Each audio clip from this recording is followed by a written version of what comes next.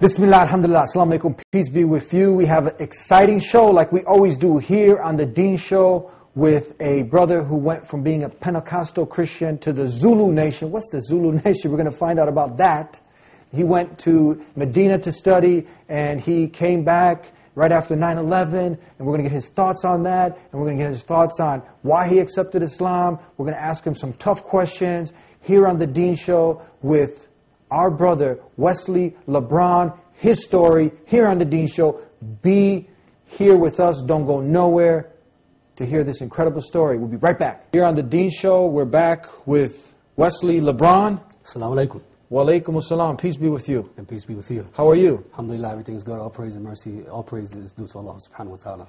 So you found the time to be with us here on the Deen Show. You have an incredible story.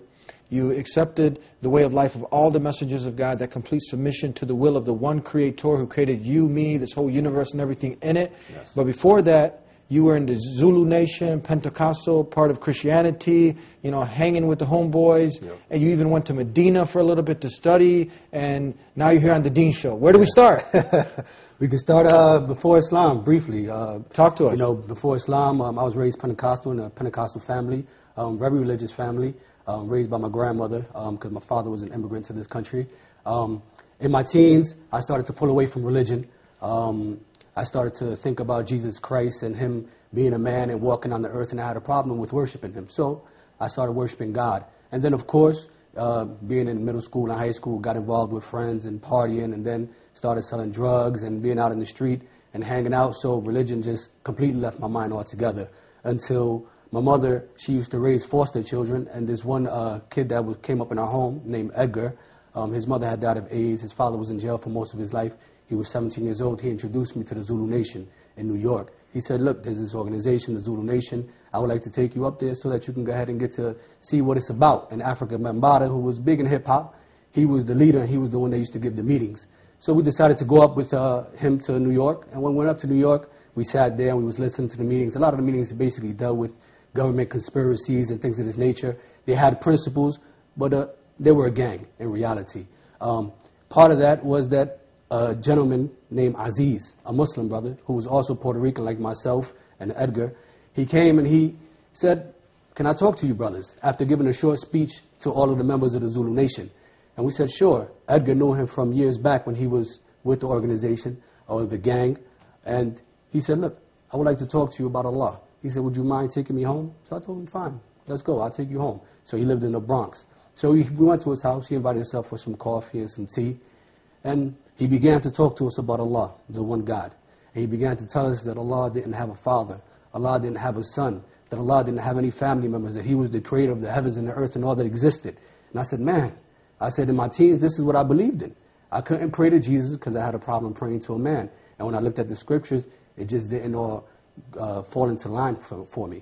So I said, do you have some more information about this? So he gave me a book, Tawheed, by Bilal Phillips. What does this mean, Tawheed? Tawheed basically means the oneness of God. I know what it means, just for our audience. Tawheed basically means the oneness of God, praying and worshiping the one God, the one true creator, the one who created the heavens and the earth, the one who is free from association. No one, He has no equals, no partners.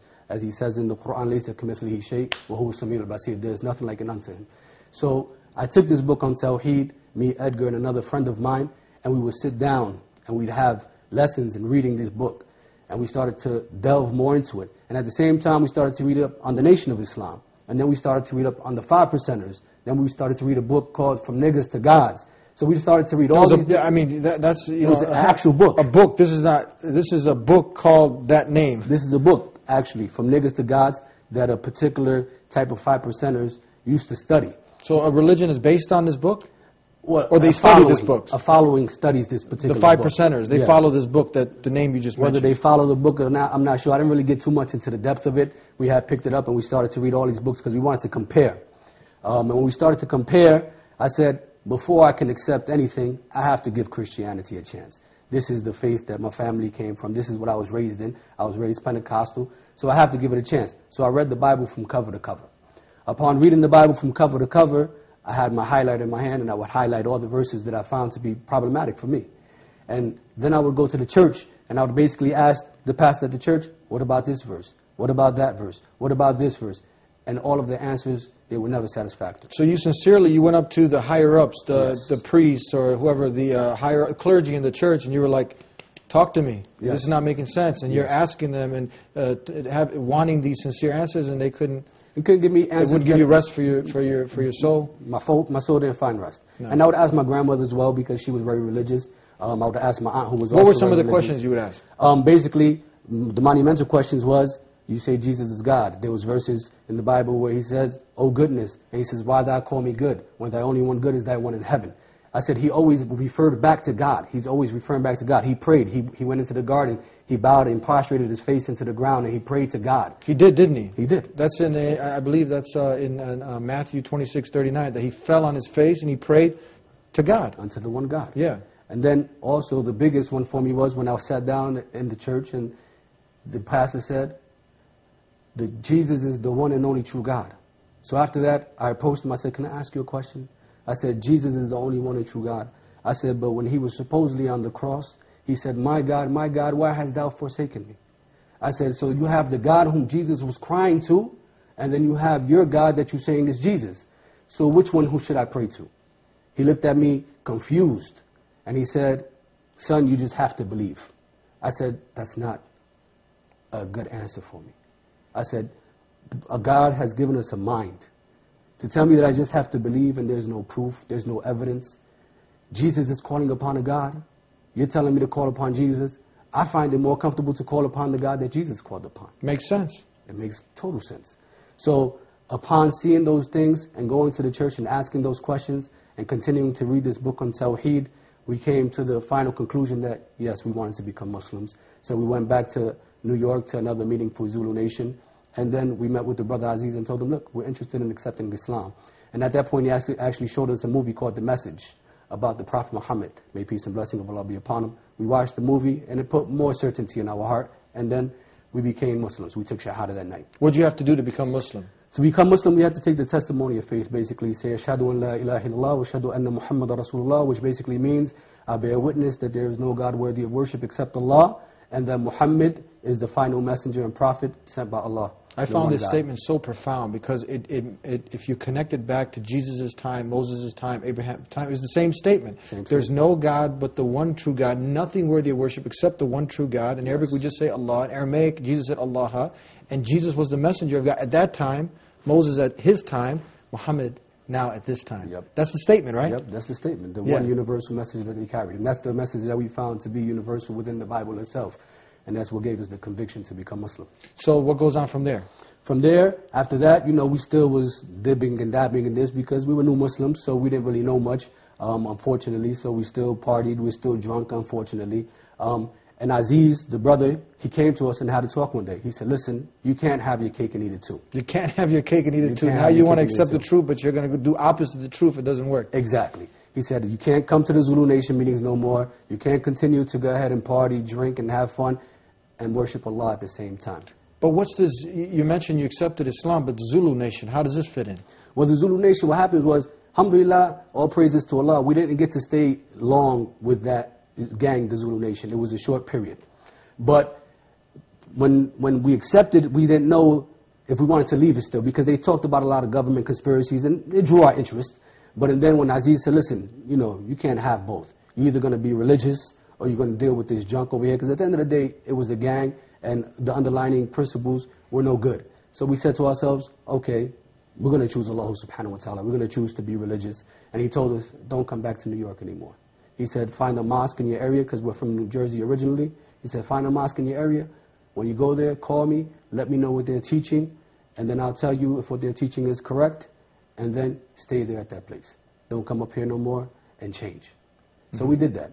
We went to Patterson, New Jersey. We found the mosque. We stood out in the parking lot, and we were kind of nervous at first. We was like, man, this is something new. We left. We didn't go in. We came back the second time. We said, okay, let's go in. So we went in the mosque. It was actually a Palestinian masjid.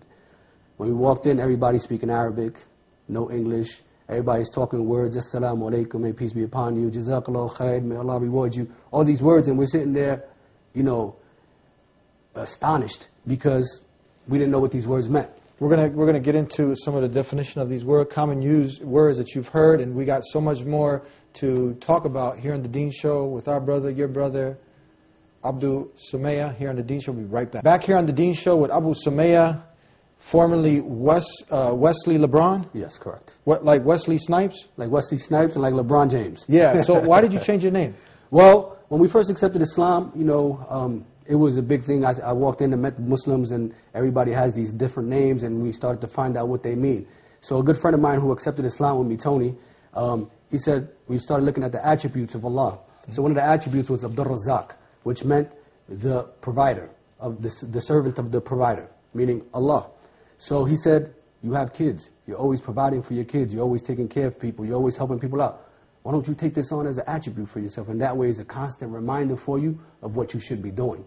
So I said, wow, that's great. I said, yeah, definitely. So I took on the name of Abdur Razzaq at that point. And then they called me Abu Sumaya, which basically means the father of Sumaya. So my youngest daughter, her name is Sumaya. Your daughter's Sumaya, Abu Sumaya, so our viewers who are not Muslim, they can have a better understanding. Exactly. So there's meaning behind these names. Definitely. Yeah. There's definitely meaning. Okay, so tell us now, continue on. Let's just go back real quick, the Zulu nation. But so they had they took some of the teachings of Islam, but technically, do they have anything to do? Are they?